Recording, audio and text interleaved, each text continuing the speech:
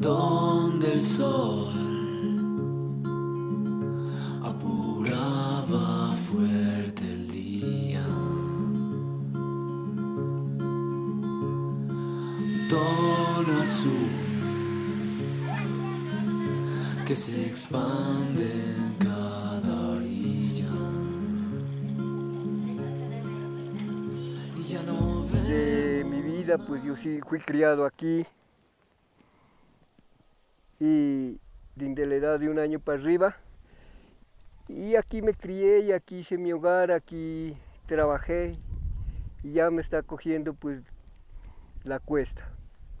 Aquí cuando llegamos, que yo había llegado, mi papá y mi mamá había llegado aquí a una finca de la señorita Marta Delgado, como a Mediero, se habían casado por allá en Tangua y llegaron aquí y se quedaron aquí. Y al quedarse aquí nacimos, él ya vino desde allá y yo ya nací aquí. Hace 72 años desde que nací vivo aquí. Chacha, brut, el ayer sería delicioso.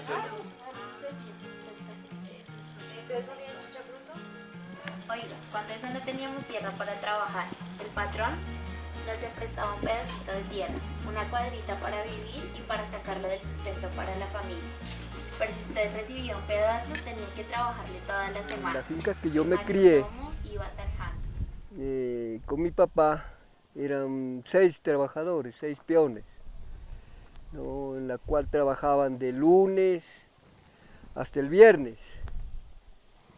El sábado, pues cuando nosotros éramos pequeñitos, el día sábado era que mi papá el único día que tenía para trabajar en su cuadrita que le tenía entregado el patrón para poder sostener el hogar.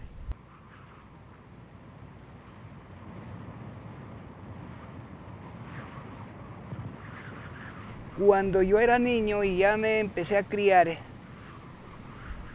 en ese tiempo había un trigo negro, ¿sí?, que alzaba alto. En esas cañadas de por ahí, de todo eso, había trigo de ese sembrado. Y en ese tiempo éramos subalternos u esclavos de los patrones, de los haciendados. Porque esta era una hacienda, vea, que sale hacia arriba, y esa de allá era la hacienda de la señorita Marta Delgado, donde nací y me crié hasta la edad de 21 años. Estén presentes. Pero tranquilos que ahí nos vamos y... Esta parte por aquí. Tiene también la En los años todo eso ahí por ahí en esta parte. 68 a 70, no recuerdo bonito, cuando ya empezó a sonar la cuestión de la reforma agraria, ¿no? Y decían, pues bueno, me acuerdo, vino en una reunión a una finca acá arriba, un padre que se llamaba, bueno, el apellido era Ramos, no sé cómo se sabría llamar porque nosotros no teníamos mucho contacto con él, ¿no? Pero más sin embargo, en esa reunión pues uno ya empieza, ya cuando ya se empieza a dar cuenta, empieza a coger el sentido de pertenencia, de que uno ya no debe ser el peón, el esclavo, de que lo estén manipulando, lo estén mandando, lo estén, no solo a gusto, sino a rigor. Y al llegar la reforma agraria, ya se parceló esto, todas estas casas que ya se hicieron propietarios, toda esa vaina. Hay esas parcelas que están tiras hacia arriba, conforme miran, esto de acá sí mismo. Se acabó la esclavitud y ya pudo uno más hacer más cosas, preguntar más cosas, defenderse más de la vida. Y ya fue otra cosa más distinta. Con los patrones ya quedaron solos, esas horas ya era creíamos que éramos iguales ya con ellos. Porque en nuestro proceder nosotros ya nos igualábamos con ellos. Por fuerza saludarlos y bueno, de resto pues a mi papá le entregaron una parcela, vivimos en esa parcela y mantenimos ahí en esa parcela, vivimos y comimos, y de ella comimos y vivimos.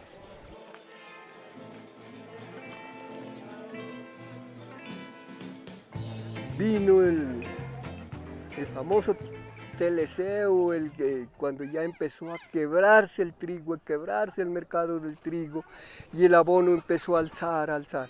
Porque al principio nosotros no nos echaba abono, simplemente era acomodar bien la tierra y regar el trigo, y había las posibilidades de echarle abono orgánico, pues le echaban, y vino así nomás, y se cosechaba buen trigo. Y después sí, yo me acuerdo una vez ya cuando dijeron, no, viene el abono químico, que buenísimo, ya los señores Nogueras ya lo estaban utilizando, en ese tiempo la famosa campaña, no sé qué se sabría llamar, pero aquí venía la campaña donde trajeron por primera vez unos tractores chiquitos. Después trajeron una máquina segadora, cortadora de trigo, pero no era de ellos, sino que venían de la campaña o de donde sería que contrataban para traer. Viene la época crítica, que es la de los años 90, cuando Colombia se abre al mundo en una apertura. Esto trae como consecuencia, lógicamente, que los pactos comerciales tenga que darse con las otras naciones. Y el que, digamos, los cereales, incluyendo también la cebada, con el trigo, son los más perjudicados. ¿Por qué? Porque no podemos competir con los precios que nos llegan del exterior. Y de ahí para acá es donde ya vino con el famoso TLC, es donde vino y cambió las cosas. Ya dijeron, no, pues ya que el trigo ya va bien exportado, que viene más barato, que esto, que el otro. Ya pues fue una quiebra del campesino que nos acabamos, como quien dice, del todo, los que vivíamos del trigo. Tocaba buscar otras opciones para poder vivir. Pero fue duro. Esa vaina de los tratados de libre comercio que hace el Estado, el gobierno, el cambio de gobiernos, eso es totalmente durísimo para la gente del campo. Eso al que produce le da duro, por lo menos a los pequeños. Por eso uno se acuerda y le da guayabo, oiga, de lo que uno vivió, porque uno vivió comiendo comidas sanas, sin fumigantes, sin nada. Por eso yo pues no soy muy amigable ahorita, hasta ahora, no soy muy amigable de las comidas que vienen empacadas. Yo todavía cualquier cosita que el Señor ayuda es producido aquí en la finca o cambiado con cualquier vecino, eso.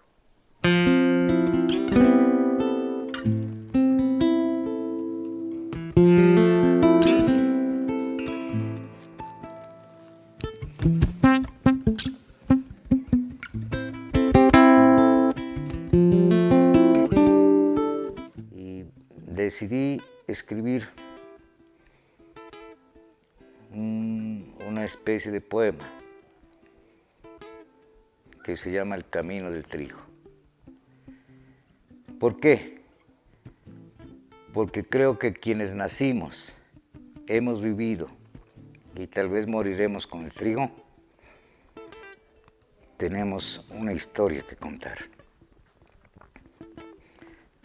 El trigo fue paz, cultura y tradición, tanto del rico como del pobre la bonanza, del trabajo campesino la razón, un poema y un cantar a la esperanza.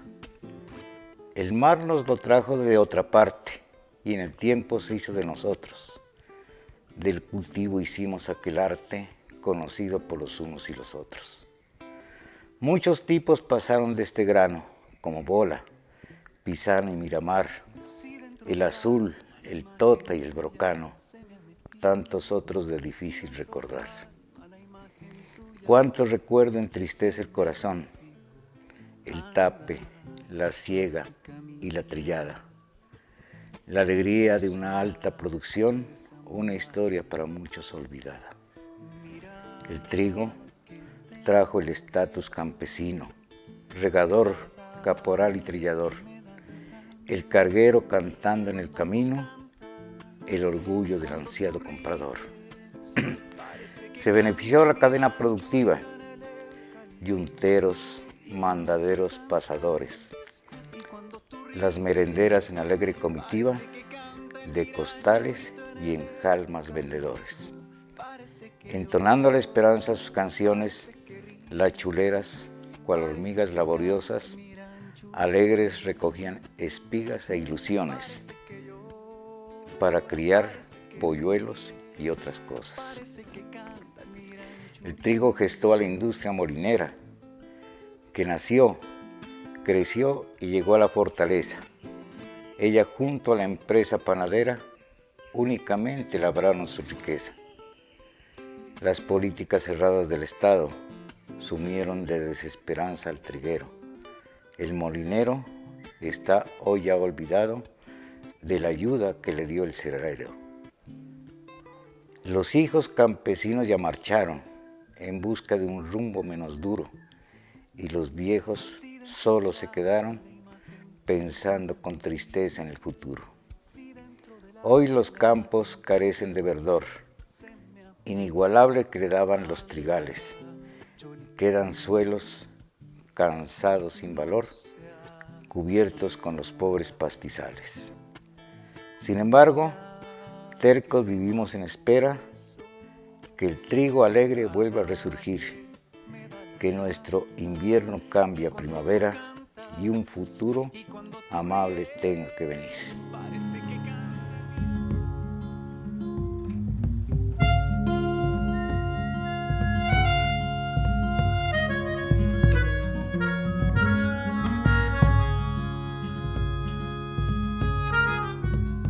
Pertenezco a las escuelas campesinas, que es un proceso que nace en el año 2013 a partir de la movilización y del paro agrario, donde los campesinos y campesinas nos dimos cuenta que estábamos desorganizados y que no podíamos seguir simplemente saliendo a pelear a la carretera, a exigirle al gobierno soluciones y esperar a que él nos venga a solucionar las cosas, sino que teníamos que empezar un camino para construir nosotros mismos nuestro buen vivir.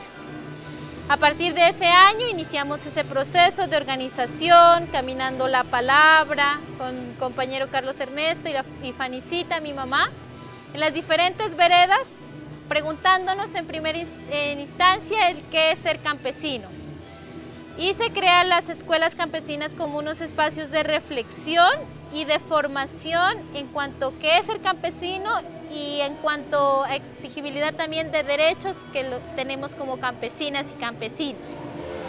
Empezamos a conversarnos y ahí fuimos encontrando que en la vereda La Huaca, Argüello, Taznaque, Taindala, que son con las que más hemos podido articularnos, tal vez por el clima o por lo de las que estamos hacia el Caño Guaitara,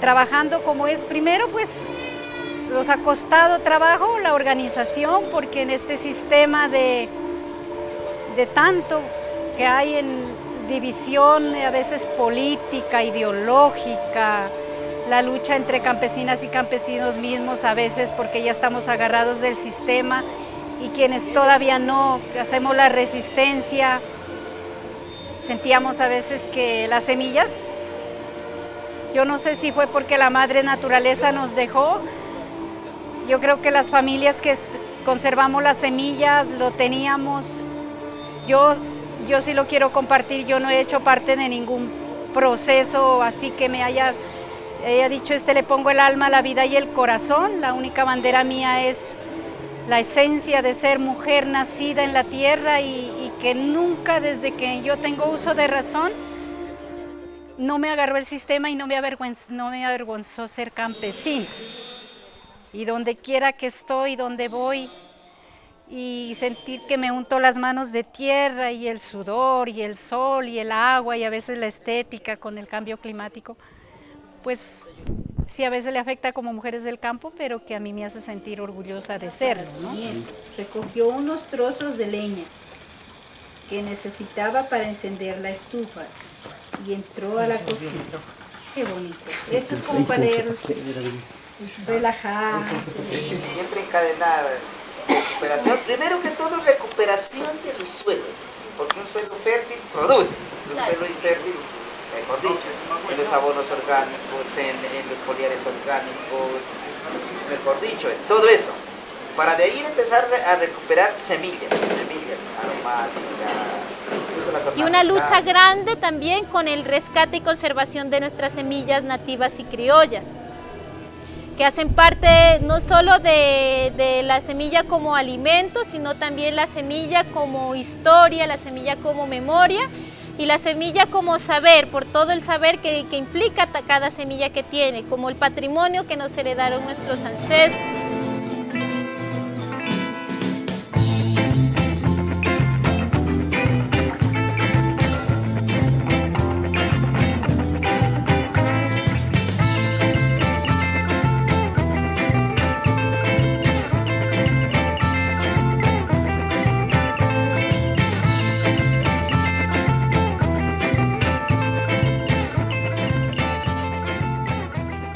Considero que, digamos, el movimiento o el proceso que ellos iniciaron es demasiado importante. ¿Por qué? Porque en primer lugar están defendiendo su territorio, que es parte de la vida, ¿sí? Del territorio debe partir que la vida, debe partir la ilusión y debe partir la esperanza hacia un futuro digno de nuestros hijos. Hoy estamos el 23 de septiembre del 2018, celebrando 5 años de haber empezado a caminar y a encontrarnos, y que de aquí en adelante tenemos un reto más grande, y es que esas semillas que estaban en estas familias custodias hoy ya tienen otra tarea más, y que se hagan unos centros, porque la tarea nuestra es, ya las tenemos, pero no es solamente tenerlas nosotros, es que el llamado a otras familias que quieran rescatarlas, porque yo hablo de esa, aquí en Chapacual, por ejemplo, había muchas plantas medicinales o otras raizales que estaban como en peligro de perderse, pero que yo pongo acá que en Chapacual existimos como unas 12 familias que estamos ahí deteniéndolas y conservándolas en la poquita tierra que tenemos, ¿no? Y que es necesario que quienes tengan la tierra las cultiven y las hagan producir para la soberanía alimentaria, que es otra bandera nuestra, como decimos, los valores y los principios, la agroecología, la vida digna, el buen vivir está en el comer. Y si no comemos bien, si no comemos sanos, si no comemos lo que producimos sin agrotóxicos, pues por más que luchemos en la resistencia a las y los campesinos, pues igual nos vamos a exterminar nosotros mismos. Entonces, esa es la lucha de aquí en adelante, porque no solo es rescatar las semillas, es que quien las procese y las tenga sea para la vida digna, el buen vivir.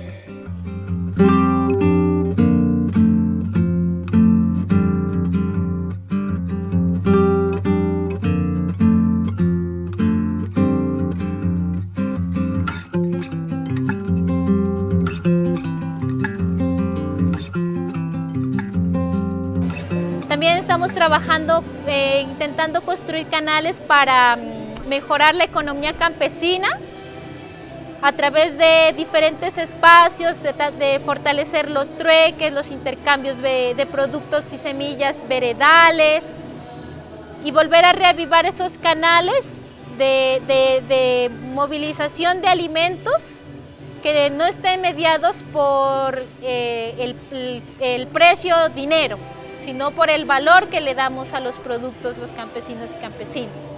Y en esa lucha también, pues nuestra bandera es la agroecología y la permacultura, como una lucha no solo por producir alimentos orgánicos, sino una lucha por la vida del planeta, porque el sistema de producción convencional con agrotóxicos está aportando mucho al calentamiento global. Está acabando con la biodiversidad en flora y fauna de nuestros territorios, contamina nuestros aires, nuestras aguas y lo más triste, nos está envenenando a las personas que estamos produciendo alimentos. Entonces, una política de las escuelas es que si producimos alimentos, tienen que ser alimentos no solo para llenar barrigas, alimentos para la vida y alimentos que, verdad, nos llenen de vitalidad y salud. En este andar veo que las comunidades están demasiado unidas y tienen un horizonte colectivo demasiado importante.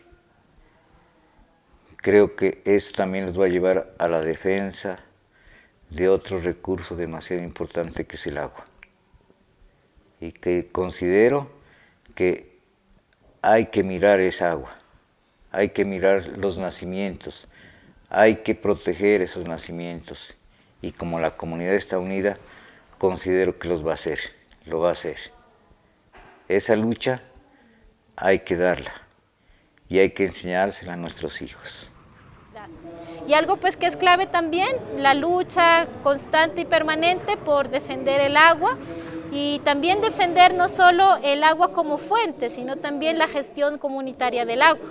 Porque hoy por hoy estamos a puertas pues, de afrontar una gran abatida del gobierno de privatización de nuestros acueductos comunitarios. Ya la gestión no la quieren volver privada y nosotros seguimos firmes diciendo que nuestros abuelos, nuestras abuelas construyeron estos acueductos con su esfuerzo y han venido gestionándose desde el saber de nuestros abuelos, desde los saberes de nuestros campesinas y campesinos, y que debe ser libre la gestión debe seguir siendo comunitaria. Esa es la lucha que tenemos de aquí en adelante hasta que la vida nos lo permita. Démonos un fuerte aplauso porque la tarea de aquí se sigue y el compromiso ahora es mucho más grande.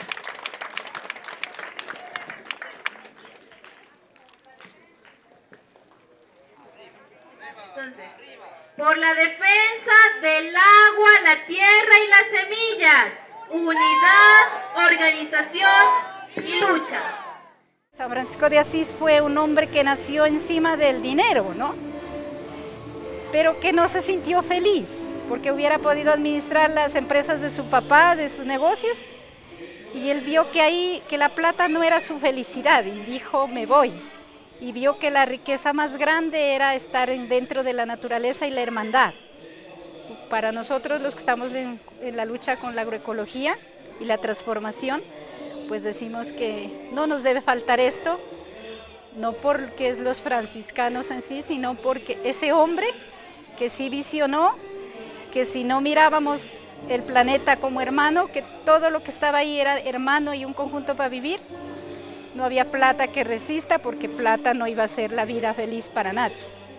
Pienso que yo soy afortunado, ¿por qué? Porque la vida me dio la oportunidad de estar con estas comunidades y cada vez quiero dar más.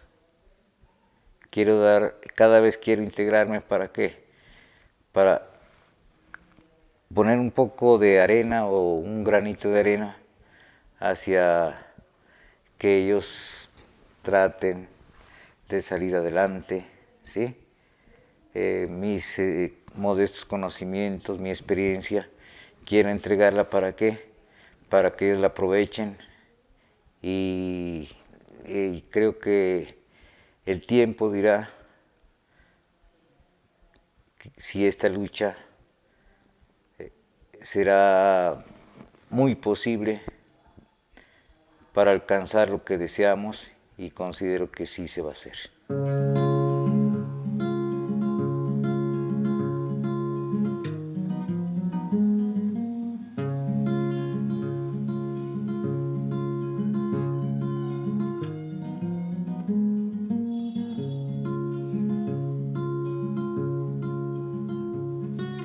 Donde el sol apuraba fuego.